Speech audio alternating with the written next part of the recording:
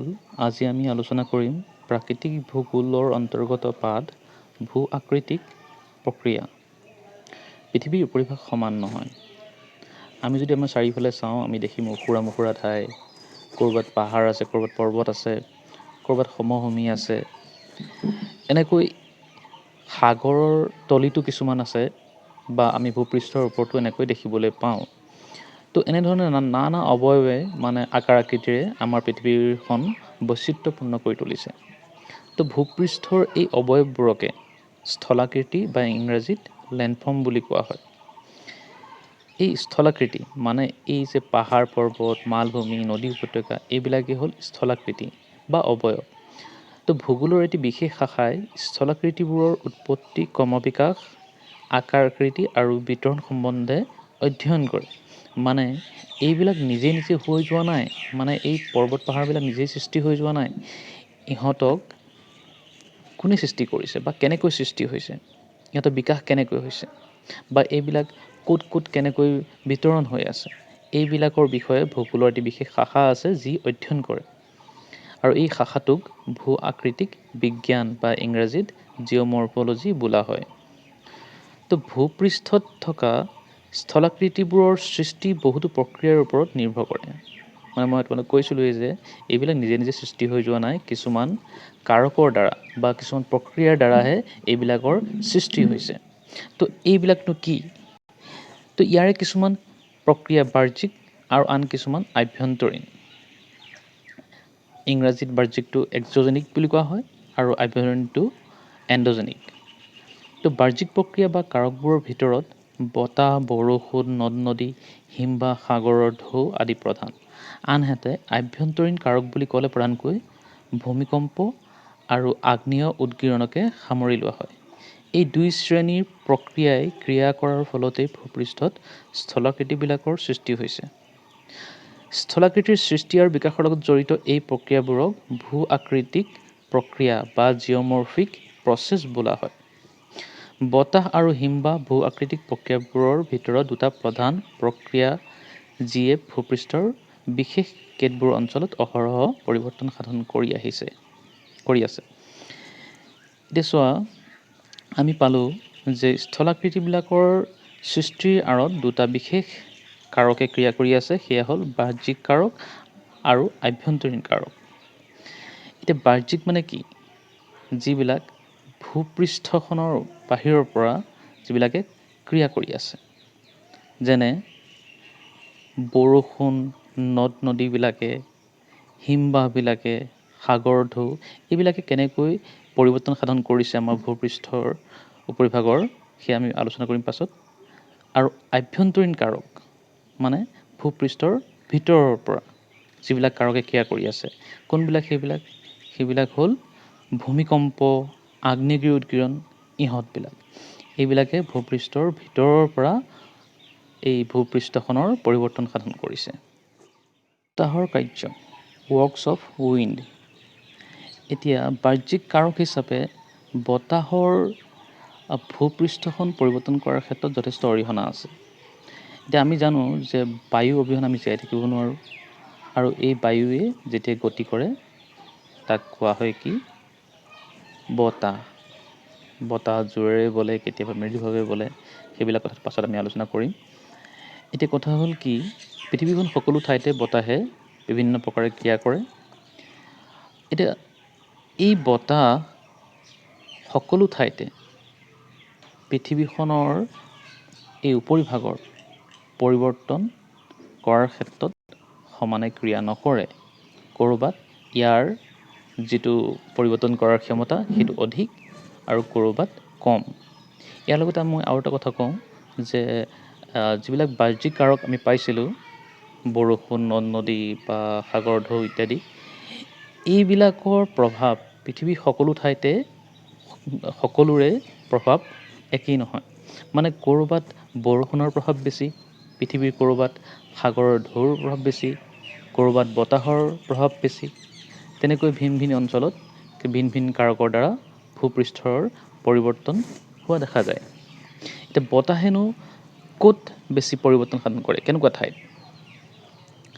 আমি জানো যে কিছুমান মৰুভূমি আছে য'ত বালিৰে ভৰি আছে আৰু তাত কি হয়, বৰষুণৰ পৰিমাণ কম হোৱাৰ বাবে উদ্ভিদৰ আৱৰণটো একেবাৰে পাতলীয়া, যাৰ বাবে কি হয়, বতাহে সহজে এই ভূপৃষ্ঠভাগৰ পৰিৱৰ্তন সাধন কৰিব পাৰে।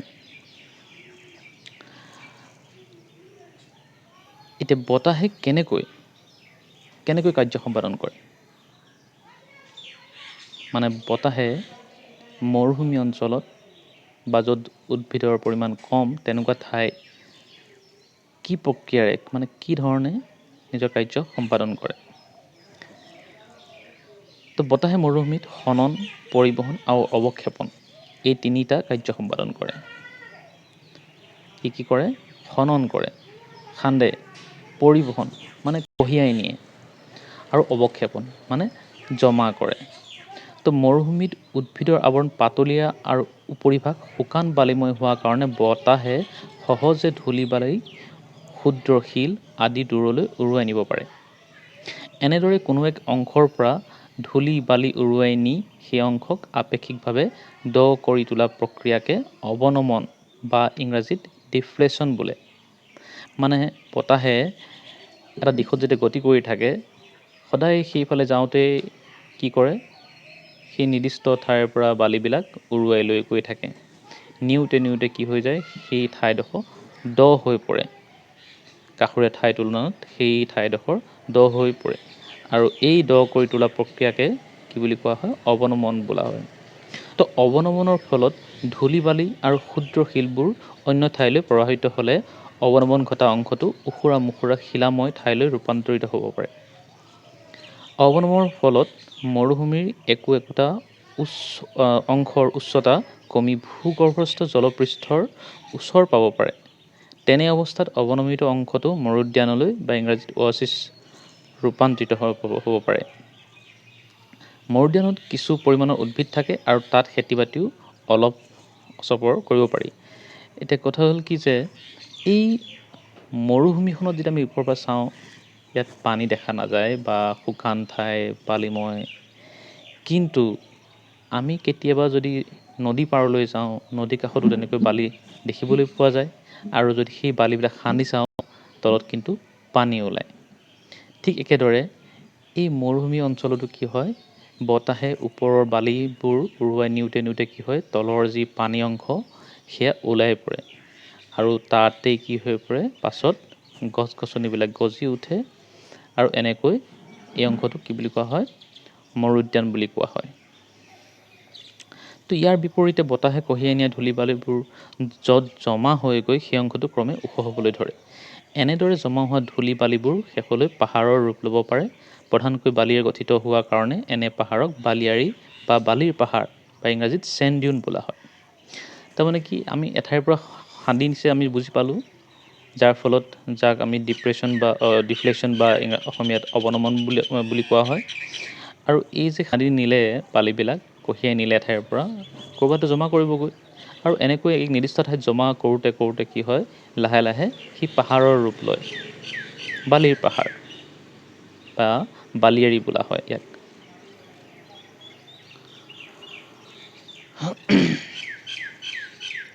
তো স্থান কাল ভেদে এই পাহাৰবোৰৰ আকাৰ আকৃতি বেলেগ হোৱা দেখা যায়।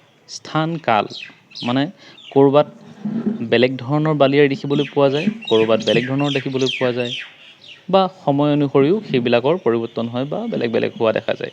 কিছুমান বালিয়াৰী বতাহৰ দিশত দীঘলীয়াকৈ গঠিত হয়। তোমালোকে এই ছবিখন দেখিছা, বতাহৰ দিশটো চোৱা কোনফালে গতি কৰিছে, আৰু বালিয়াৰী। এইখন হ'ল মৰুভূমি, ইয়াত বতাহৰ দিশত এই বালিয়াৰীবিলাক গঢ়ি উঠিছে। তো এয়া হ'ল অনুদৈৰ্ঘ্য বালিয়াৰী। তাৰমানে এনেকৈ বতাহৰ দিশত গঢ়ি উঠা বালিয়াৰীবিলাকক অনুদৈৰ্ঘ্য বালিয়াৰী বোলা হয়।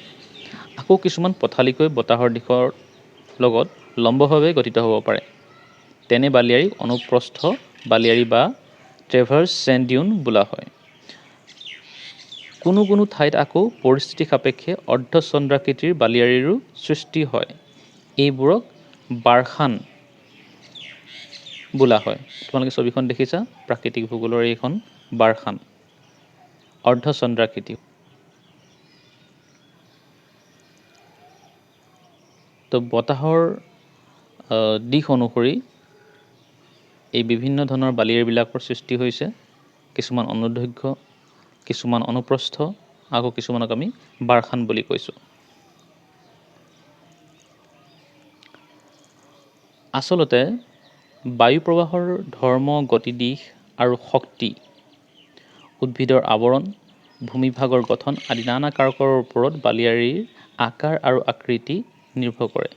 বালিবোৰ মৰু অঞ্চলৰ ভূমিদৃশ্যৰ বা লেণ্ডস্কেপৰ এক উল্লেখযোগ্য উপাদান। কিছুমান অৱক্ষয়জনিত অৱয়ৱেও বা ইৰ'জনেল ফিচাৰ্ছ মৰুভূমিক সুকীয়া বৈশিষ্ট্য প্ৰদান কৰে। অৱক্ষয়জনিত মৰুভূমিৰ শক্তিশালী বতাহে কঢ়িয়াই নিয়া শিল বালিয়ে গতিপথত থকা উচ্চভূমিত আঘাত কৰি সেইবোৰত অৱক্ষয় ঘটায়। ঘৰ্ষণৰ যোগেদি কৰা এই ধৰণৰ ক্ষয়কাৰ্যক অপঘৰ্ষণ বা এব্ৰেশ্যন বোলা হয়। তো অপঘৰ্ষণ প্ৰক্ৰিয়াই মৰুভূমিত ইনচেলবাৰ্গ, ইয়াৰডাং আদি অৱক্ষয়জনিত অৱয়ৱৰ সৃষ্টি কৰে।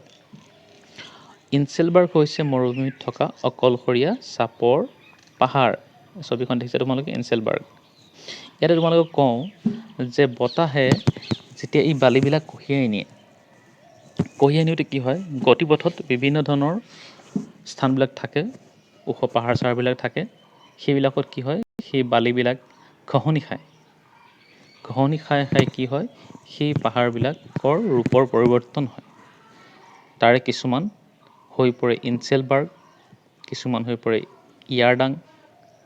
এইবিলাক হৈছে অৱক্ষয়জনিত অৱয়ব, যিবিলাক বতাহে তাত সৃষ্টি কৰিছে মৰুভূমি অঞ্চলত। তো অৱক্ষয়জনিত অৱয়ব আমি দুটা গম পালোঁ, এটা হ'ল ইনচেলবাৰ্গ আৰু এটা হৈছে ইয়াৰডাং। তো এনে পাহাৰৰ উপ অংশৰ ঢাল তুলনামূলকভাৱে বেছি, কাৰণ এই অংশত বতাহৰ ক্ৰিয়া তলৰ অংশতকৈ বেছি। ইয়াত চোৱা কৈছে কি, যে এনে পাহাৰৰ ওপৰ অংশৰ ঢাল তুলনামূলকভাৱে বেছি, কাৰণ এই অংশত বতাহৰ ক্ৰিয়া তলৰ অংশতকৈ বেছি। ওপৰত বতাহৰ যিটো ক্ৰিয়া, মানে সেই বালিবিলাকৰ যিটো ঘঁহনি খোৱা প্ৰক্ৰিয়া, সেইটো বেছি হোৱাৰ কাৰণে ওপৰৰ ঢালটো বেছি হৈ পৰে। আনহাতে ইয়াৰডাং হৈছে অন্য এক প্ৰকাৰৰ অৱয়ব, য'ত দীঘলীয়া শিৰা বা ৰিডজ আৰু অগভীৰ লোৰ বা গাঁতৰ উপস্থিতি পৰিলক্ষিত হয়। কেনেকুৱা, ইয়াত তোমালোকে দেখিছা ইয়াৰডাং। আচলতে বতাহৰ ক্ৰিয়াৰ ফলত দুটা কঠিন শিলাস্তৰৰ মাজত থকা আপেক্ষিকভাৱে কোমল শিলাস্তৰত বেছিকৈ অৱক্ষয় ঘটে আৰু তাৰ ফলত ভূপৃষ্ঠ অতি ওখৰা মোখৰা হৈ পৰে। মানে এই যিখিনি খালী ঠাই আমি দেখিছোঁ, এই খালী ঠাইবিলাকত কি আছিলে, আপেক্ষিকভাৱে কোমল শিলাস্তৰ আছিলে, যিবিলাকক সহজে বতাহে ক্ষয় ঘটালে আৰু এনেকৈ কঠিন অংশটো ওলাই পৰিলে, আৰু ইয়াকে কোৱা হয় ইয়াৰডাং। মৰুভূমিত বতাহে সৃষ্টি কৰা আন এটা ঘৰ্ষণজনিত প্ৰক্ৰিয়া হ'ল সংনিঘৰ্ষণ বা এট্ৰিশ্যন। বতাহৰ দ্বাৰা পৰিবাহিত শিল বালিবোৰৰ মাজতো পাৰস্পৰিক ঘৰ্ষণৰ সৃষ্টি হয়। অৰ্থাৎ পৰিবাহিত হৈ থকা অৱস্থাতে সেইবোৰৰ মাজত খুন্দাখুন্দি লাগে। মানে বতাহে যেতিয়া সেই শিল বালিবোৰ কঢ়িয়াই নিয়ে, সিহঁতৰ মাজতেই কি হয়, খুন্দাখুন্দি লাগে। তো ইয়াৰ ফলত শিলবোৰ ভাঙি সৰু সৰু টুকুৰাত পৰিণত হয় আৰু ক্ষয় গৈ ক্ৰমে আকাৰত সৰু হৈ পৰে। এইদৰে পাৰস্পৰিক ঘৰ্ষণৰ ফলত শিলবোৰ ভাঙি ছিঙি টুকুৰা টুকুৰ হোৱা প্ৰক্ৰিয়াকে সংনিঘৰ্ষণ বোলা হয়। আনহাতে মৰুভূমিত বৰষুণৰ পৰিমাণ একেবাৰে কম। বেছিভাগ ঠাইত বাৰ্ষিক বৰষুণৰ পৰিমাণ 20 চেণ্টিমিটাৰতকৈ কম। কোনো এটা বছৰত বৰষুণ একেবাৰে নহ'বও পাৰে, কিন্তু কোনো সময়ত অতি কম সময়ৰ ভিতৰতে তীব্ৰ বৰষুণ হয়। এনে বৰষুণে বালিময় মৰুপৃষ্ঠত হঠাতে বানপানীৰ সৃষ্টি কৰি ভূপৃষ্ঠৰ পৰিৱৰ্তন সাধন কৰে। তাৰমানে কি কৈছে ইয়াত, যে মৰুভূমিত সাধাৰণতে বৰষুণৰ পৰিমাণটো একেবাৰে কম, কিন্তু কেতিয়াবা তীব্ৰ বৰষুণ হ'ব পাৰে, আৰু যাৰ ফলত কি হয়, ভূপৃষ্ঠৰ পৰিৱৰ্তন সাধন হয়। হঠাতে হোৱা এনেকৈ বানপানীৰ ফলত মানে ভূপৃষ্ঠৰ পৰিৱৰ্তন সাধন কৰে। বহু ঠাই বিয়পিও হঠাতে হোৱা এনে বানপানীক বিস্তৃত বানপানী বা চিট ফ্লাড বুলি কোৱা হয়। এই ধৰণৰ ক্ষণস্থায়ী কিন্তু তীব্ৰ বানপানীয়ে মৰুভূমিৰ এঠাইৰ পৰা আন ঠাইলৈ বালি, বোকা, জাবৰ জোথৰ আদি কঢ়িয়াই নি মৰুপৃষ্ঠৰ পৰিৱৰ্তন সাধন কৰে। এইদৰে প্ৰধানকৈ বতাহজনিত প্ৰক্ৰিয়াবোৰ মৰুভূমিৰ সুকীয়া ভৌগোলিক পৰিস্থিতিত নানা প্ৰকাৰে ক্ৰিয়া কৰি বিশেষ কিছুমান অৱয়ব বা স্থলাকৃতিৰ সৃষ্টি কৰে। এই স্থলাকৃতিবোৰৰ গঠন আৰু ভূ-আকৃতিক বৈশিষ্ট্য বা ইংৰাজীত জিঅ'মৰ্ফিক কেৰেক্টাৰিষ্টিক্স নদ-নদী বা হিমবাহে সৃষ্টি কৰা স্থলাকৃতিতকৈ যথেষ্ট বেলেগ। মানে আমি নিৰ্দিষ্টভাৱে কিছুমান ইয়াত অৱয়ব বা স্থলাকৃতি দেখিবলৈ পালোঁ। সেয়া হ'ল য়াৰডাং, ইনচেলবাৰ্গ, তাৰপিছত বালিয়াৰী ইত্যাদি। এই অৱয়ববিলাক বতাহৰ দ্বাৰাহে সৃষ্টি হোৱা। তো বিভিন্ন প্ৰকাৰে বতাহে এনেধৰণৰ অৱয়ববিলাকৰ সৃষ্টি কৰিছে ভূপৃষ্ঠৰ ওপৰত। বিশেষকৈ খনন, পৰিবহণ, অৱক্ষেপণ, এই তিনিটা প্ৰক্ৰিয়াৰে বতাহে মৰুভূমিত নিজৰ কাৰ্য সম্পাদন কৰে। তোমালোকে প্ৰক্ৰিয়াবিলাক অৱয়ববিলাকৰ নামবিলাক মনত ৰাখিবা।